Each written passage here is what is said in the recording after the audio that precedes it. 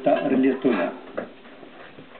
Tebūnė šie mūsų namai sklidini ramybės ir donos, išminties ir geros nuotaikos.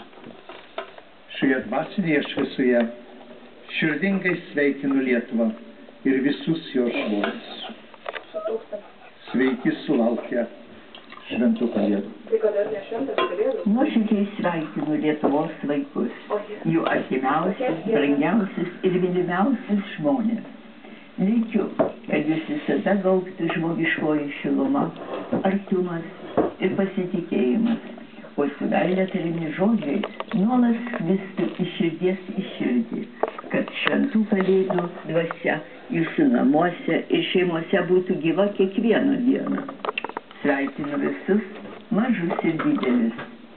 Sveiki sulaukę šventų kalėdų. Kad ir ne šventas kalėdas. Šalies prezidentas kol kas neapsisprendė, ar pasirašys kitų metų biudžeto ir pagrindinius mokesčių įstatymus. Iš prezidentūrą pasiekusių 60 projektų kol kas pritarta 15 įstatymų pakeitimams, dėl kurių esą kilo mažiausiai abejonių. Pasak prezidento patarėjų, mažiausiai abejonių šalies vadovai